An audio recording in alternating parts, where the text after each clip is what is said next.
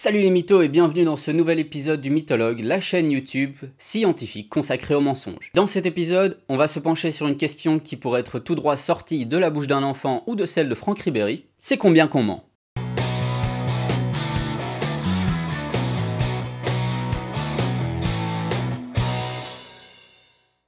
Alors oui, la formulation de cette question est un peu tordue, mais elle résume bien la question du jour, c'est-à-dire la fréquence du mensonge. On ne s'en rend peut-être pas compte, mais le mensonge est plus répandu qu'on ne le pense, et je ne parle pas forcément des élections présidentielles de 2017, des derniers régimes minceurs ou des livres sur le comportement non-verbal dans les grandes librairies. Hashtag brûle la majorité des ouvrages sur le non-verbal dans les grandes librairies. Il faut savoir qu'en 1996 ou 1996 pour nos amis français, De Paolo, Cauchy, Kirkendall, Weyer et Epstein ont produit une étude séminale sur la question qui s'appelle Lying in Everyday Life. Toujours le même accent anglais. Sur base d'une prise de notes manuelle des participants à la manière d'un journal de bord, ils ont pu en tirer des conclusions très importantes. Le mensonge est un acte quotidien. C'est la première conclusion de cette étude. En moyenne, les gens mentent toutes les 5 interactions. 5 interactions. Mais mec, t'es linguiste, comment est-ce que tu peux faire des erreurs pareilles? Une fois toutes les 5 interactions, et ce taux est monté jusqu'à une fois toutes les 3 interactions pour les étudiants à l'université. Deuxième constatation, les personnes ont affirmé que lorsqu'elles mentaient, elles sentaient que la relation était moins intime, moins personnelle. Cette deuxième constatation est à mettre en relation avec la troisième, à savoir que les menteurs mentent moins souvent en face à face qu'en communication interposée, jugeant que la première est plus intime, plus personnelle et qu'il est donc plus difficile d'y mentir. Cette étude a été réalisée avant les années 2000. Il serait intéressant de voir si celle-ci a été répliquée, reproduite, avec les nouvelles technologies que nous possédons aujourd'hui. En réutilisant le même matériel, parce que oui, pourquoi on s'emmerderait à en refaire, De Paolo et Cauchy ont produit une étude en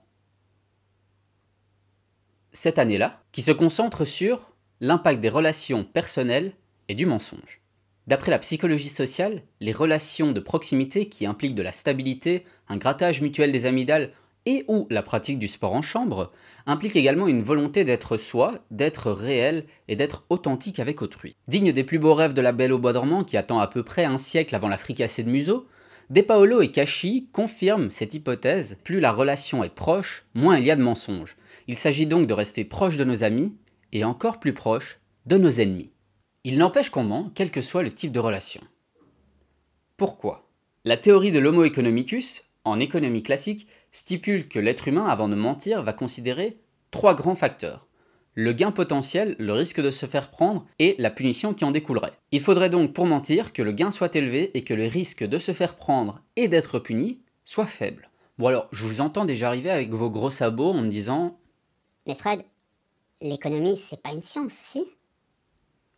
Je ne vais pas avoir ce débat ici, que je vous laisse avoir avec des économistes. Je me permettrai juste de dire que les 2 études sur le mensonge d'un point de vue économique de Mazar et Ariely en 2006 et Mazar, Amir et Ariely en 2008 m'ont quand même l'air vachement scientifiques. Cependant, 2 belles petites anecdotes croustillantes. La première, c'est que l'étude de 2006 cite Freud pour le caractère psychologique, ce qui n'est pas forcément la meilleure source à mon avis.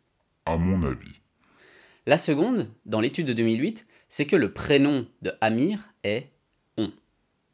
Et non, il n'a pas de phare. La production tient à décliner toute responsabilité concernant cette dernière vanne complètement pourrie. Pour ce qui est de la psychologie, en tout cas, on s'est rendu compte qu'il n'y a pas que les facteurs gain, risque, punition qui ont de l'importance. Le mensonge, en général, c'est orienté vers autrui. Du coup, on s'est dit que ce serait peut-être intéressant de l'intégrer dans l'équation. Et pour se rendre compte qu'autrui pèse dans la balance au niveau des décisions que nous prenons, la psychologie sociale a créé un jeu complètement sadique, les dilemmes sociaux.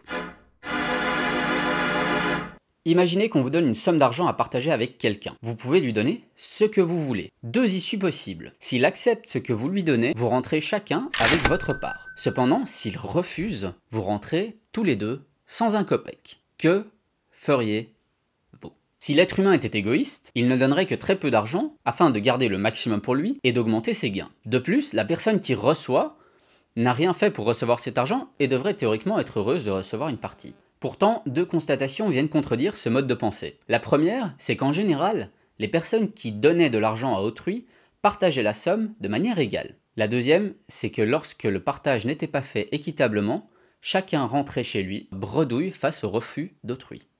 Si l'on considère que le mensonge est une décision volontaire et qu'on couple ça à l'expérience précédemment décrite, on arrive à une conclusion importante. Il existe 3 types de mensonges. Ceux-ci vont impliquer un gain ou un coût pour celui qui l'énonce. Le premier mensonge est le mensonge égoïste. Le mensonge égoïste ne vise qu'à faire gagner celui qui l'énonce. Par exemple, vous oubliez de faire votre devoir, vous mentez. Il n'y a que vous que ça va faire gagner, cela ne bénéficiera à personne d'autre. Second mensonge, à l'autre bout du continuum, le mensonge altruiste. Le mensonge altruiste est parfois coûteux pour celui qui l'énonce, mais tend à faire bénéficier autrui du mensonge. Par exemple, un ami a oublié de faire son devoir, vous dites qu'il est venu chez vous hier, qu'il l'a oublié là et que vous avez également oublié de l'amener. Ça ne vous rapporte rien, mais vous sauvez la vie à votre ami qui vous doit une fière chandelle et un Big Mac. Ou une boisson, ou une salade, ou peu importe en fait. Tout le monde veut une salade, c'est bon la salade. Entre ces deux pôles du continuum, et pas forcément au milieu, se trouve le mensonge à bénéfice mutuel. Celui-ci a un impact important sur la relation puisqu'il va tendre à faire bénéficier les deux personnes du mensonge. Par exemple, un ami vous demande s'il a grossi récemment. Afin de sauver la relation qui vous unit tous les deux, vous allez mentir. Personne n'y gagne si ce n'est l'échange entre vous deux. C'est pour ça qu'on appelle ça un mensonge à bénéfice mutuel. En plus de rassurer la personne, ça évite à la relation de capoter et les crépages de chignons monumentaux. Enfin, tant que le mensonge tient. Voilà, c'est tout pour cet épisode du Mythologue. S'il vous a plu, n'hésitez pas à le partager sur les réseaux sociaux, n'hésitez pas à liker la page Facebook, la page Twitter, à vous abonner à la chaîne, à laisser un petit pouce, idéalement vers le haut, et en attendant, prenez garde au Pinocchio qui est en vous. Ciao!